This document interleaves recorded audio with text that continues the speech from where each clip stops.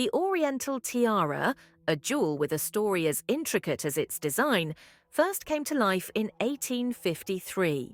Prince Albert, deeply inspired by the dazzling Indian pieces he'd seen at the Great Exhibition 2 years earlier, turned to the royal jewellers at Garrard with a vision meant for Queen Victoria. What emerged was a breathtaking circlet of 2,600 diamonds and shimmering opals, the prince's favourite gemstone. The tiara was part of a larger suite, later joined by matching earrings, a necklace and a brooch, an extravagant creation costing around £860, a small fortune for the era. But its early years were turbulent. When the House of Hanover reclaimed certain royal jewels in 1857, several diamonds used in the tiara had to be surrendered, prompting a redesign. Garrard reopened the piece in 1858, and the once-closed band was altered forever. After Albert's death, Queen Victoria abandoned opals for mourning jewellery, and in her final years she decreed that the tiara should become part of the crown jewels, reserved for future queens. Her successor, Queen Alexandra, superstitious about opals, replaced them with rubies gifted to Victoria by the King of Nepal, streamlining the Mughal-inspired arches in the process. Though admired, the tiara never became a favourite until Queen Elizabeth, the future Queen Mother, brought it back into the spotlight in the 1930s. She wore it often and with unmistakable affection. Queen Elizabeth II would don it only once in public, during a visit to Malta in 2005. The Burmese ruby tiara, a radiant wreath of rubies and diamonds shaped like blooming roses, is one of the most distinctive modern pieces in the royal collection. Created in 1973 by the jewellers of Garrard, it was commissioned for Queen Elizabeth II using 96 Burmese rubies, presented to her as a wedding gift in 1947. In Burmese tradition, each ruby is believed to protect its wearer from illness and misfortune, making the tiara both a jewel and a symbolic shield. The design echoes a floral crown, with clusters of brilliant cut diamonds forming petals around vibrant rubies, giving the piece a vivid, almost living glow under light. Elizabeth II debuted the tiara during a state visit to Japan in 1975, where its rose-inspired silhouette beautifully balanced her preference for pieces that photographed well under strong ceremonial lighting. Over the years, she wore it at numerous state banquets and diplomatic events, allowing the tiara to become one of her signature modern jewels. After the Queen's passing in 2022, the tiara was inherited by Queen Camilla, who brought it back into public view at a state banquet in 2023. Its revival marked the continuation of a legacy that stretches from post-war optimism to the present day, proving that even contemporary royal jewels can carry the same depth of symbolism and splendor as their historic predecessors. On these photographs, we see Queen Anne-Marie of the Hellenes, born a Danish princess, wearing the breathtaking Greek emerald parure, a jewel ensemble with a history as rich as its color. The story begins in 1867, when Grand Duchess Olga Konstantinovna of Russia married King George I of Greece. Among the treasures she brought with her were striking cabochon emeralds, luminous and deep, which she wore in many combinations throughout her life. Over time, these stones became one of the most cherished heirlooms of the Greek royal family. Decades later, in the 1920s, Queen Elizabeth of Greece, born Princess of Romania, commissioned a dramatic new setting. The emeralds were transformed into a bold diamond tiara shaped like a kokoshnik, a subtle tribute to Olga's Russian heritage. Its design included stylized diamond letters E, a signature woven directly into the jewel.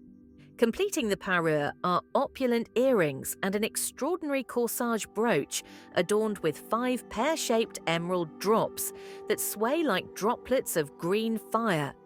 In 1964, Queen Anne-Marie received this magnificent set as a wedding gift from her mother-in-law, Queen Frederica.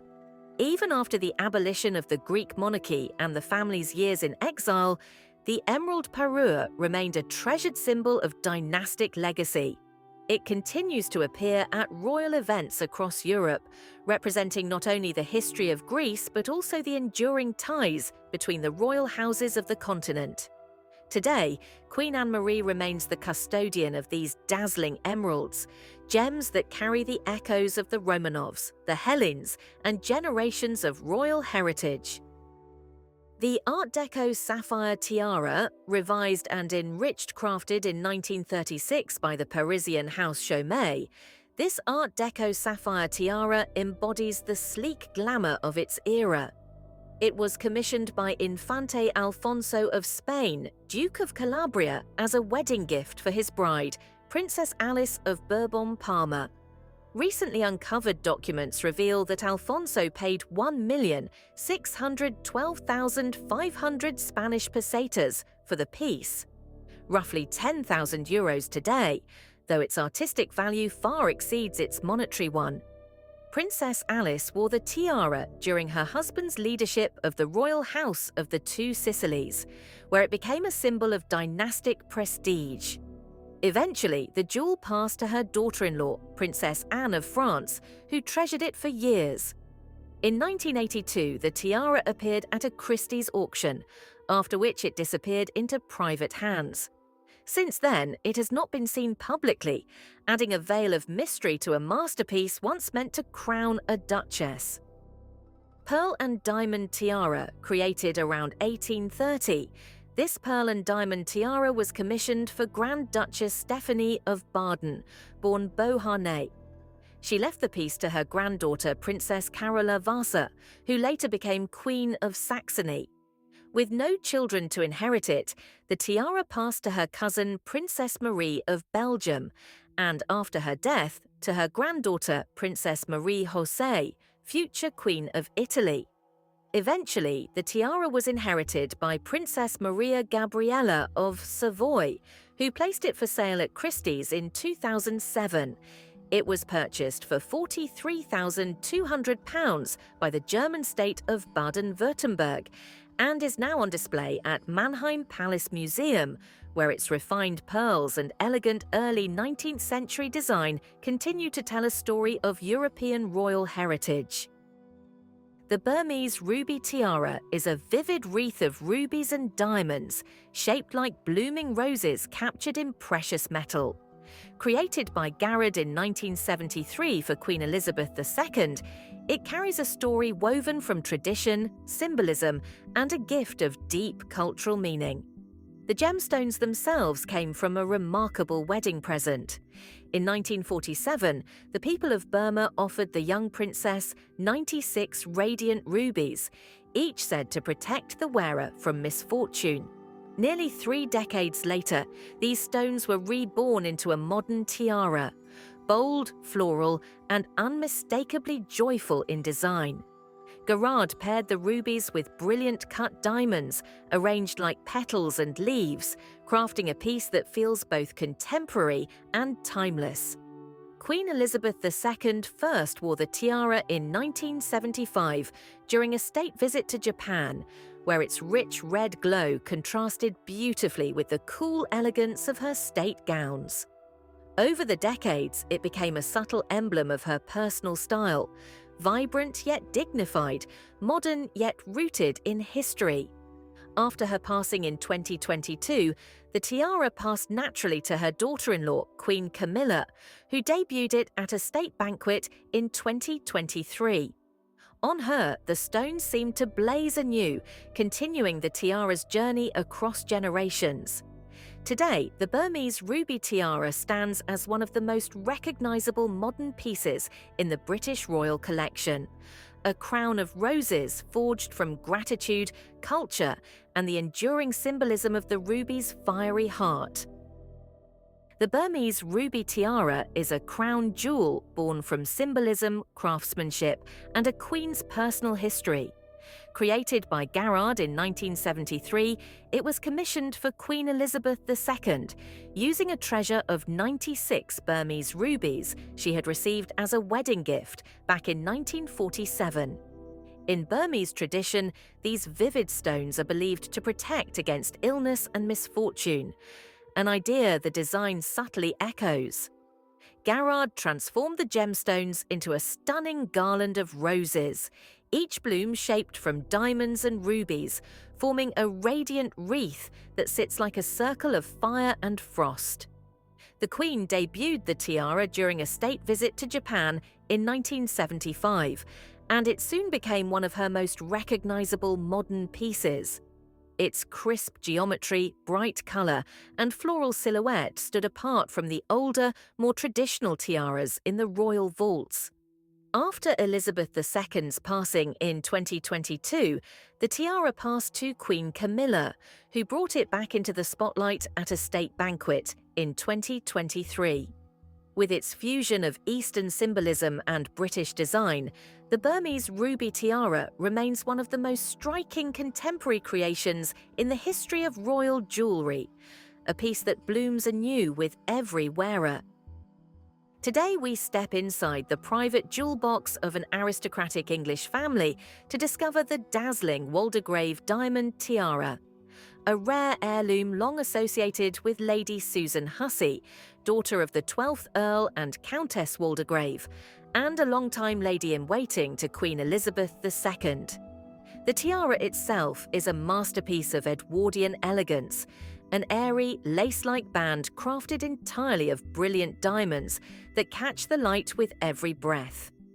Its first recorded public appearance dates back to 1902, when the 9th Countess Waldegrave wore it at the historic coronation of King Edward VII and Queen Alexandra at Westminster Abbey, the first British coronation in more than 6 decades. Fast forward to the 1960s, and Lady Susan made the tiara her signature piece.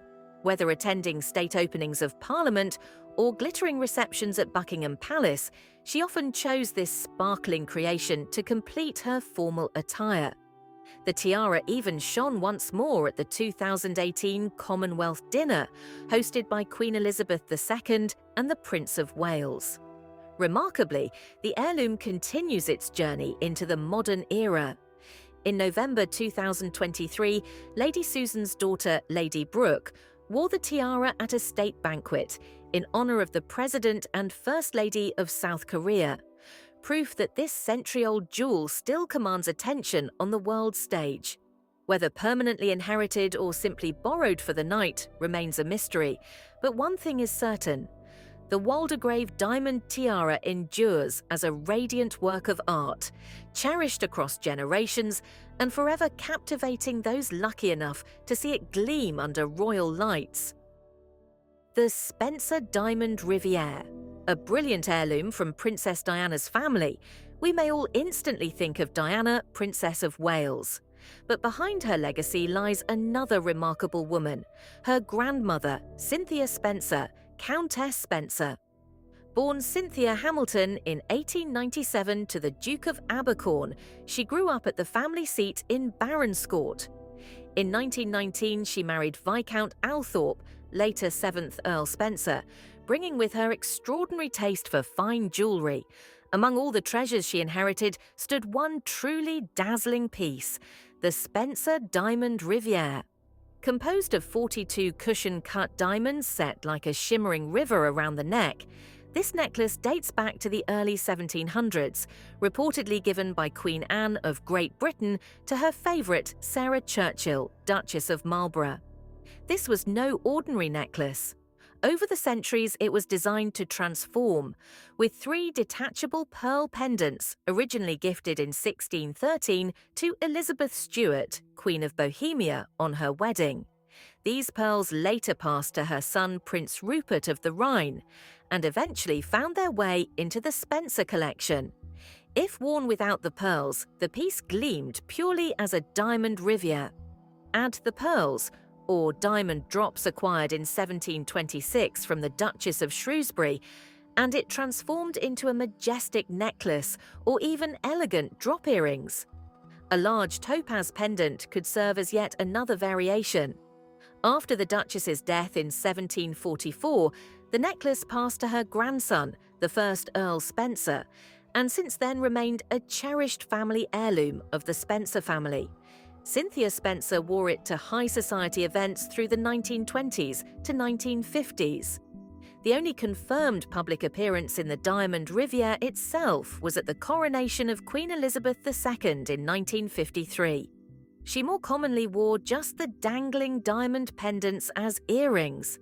In later years, the necklace continued to grace significant occasions. The Diamond Rivière and accompanying earrings appeared on the 8th Countess Spencer, including during the 1981 wedding of the then Princess Diana. Luxury and radiance, the unmatched diamond tiara. Vestey royal jewellery collections are often built over centuries. Some noble families preserve every piece with devotion, passing them quietly from one generation to the next. Others, facing financial pressures, resort to auctions. Yet many of those masterpieces, even in new hands, continue to shine at grand events, carrying with them rich and unique stories. In this case, we look into what is, by royal jewellery standards, a modest treasure chest, the collection of Princess Elizabeth of Belgium, Duchess of Brabant. And today, in particular, we gaze at her breathtaking tiara, known, perhaps, as the Vestey tiara. The Vestey tiara is a late 19th century diamond diadem, crafted in a style marked by delicate festoons and garlands of gemstones. Its exact origin remains uncertain. There is no confirmed maker or documented provenance. What is clear, however, is that the design strikingly resembles a tiara once attributed to a Russian imperial court, though experts agree it is not the same piece. The earliest documented wearer was Lady Evelyn Vestey, wife of the first Baron Vestey. She first appeared wearing the tiara during her presentation at court in 1925, just a few years after her barony was established.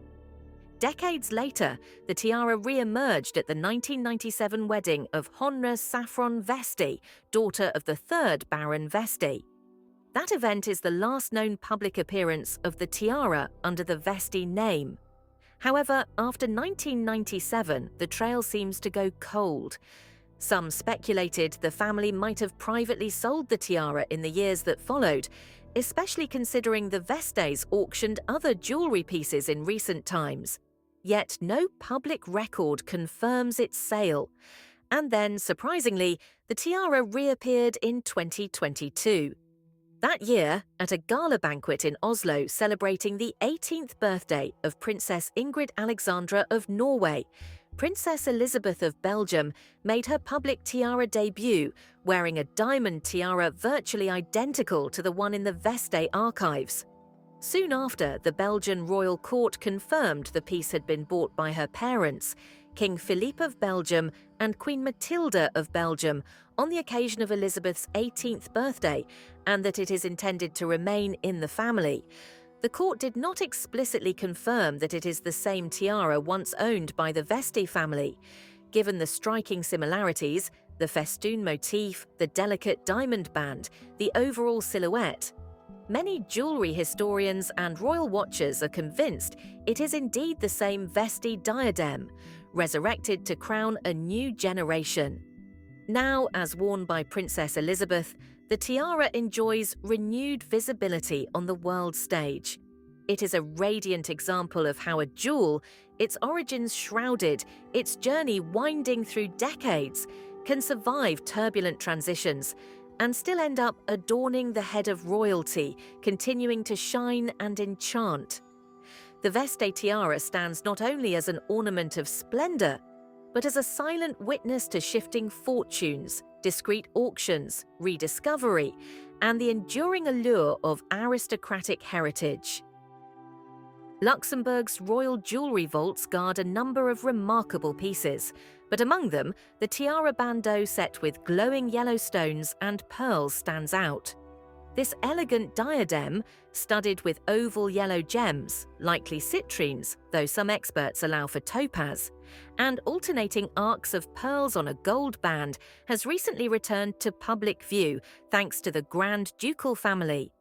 This tiara belongs to a demi-parure. It is complemented by a matching necklace and a pair of earrings, all designed in the same warm, golden pearled style.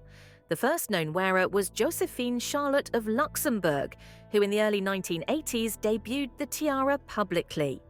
After her came Maria Theresa, Grand Duchess of Luxembourg, who sometimes wore the bandeau during her early years as Grand Duchess.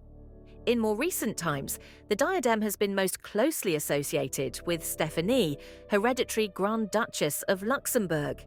She revived the tiara for important events. For example, she chose it for a gala banquet appearance, pairing its golden pearl tones with a matching royal sash and outfit. Because the court has never officially confirmed whether the stones are topazes or citrines, the tiara is often referred to as the citrine or topaz and pearl bandeau. What makes this bandeau special isn't only its warm, honey-toned sparkle, but also its rarity of appearance. Its wearers have been few, occasions have been carefully chosen, and each public appearance turns into a subtle yet unforgettable moment of grace and heritage. This elegant tiara reminds us that royal jewelry doesn't always need to be laden with diamonds to be impressive. Sometimes modesty, refined taste, and timeless design speak far louder.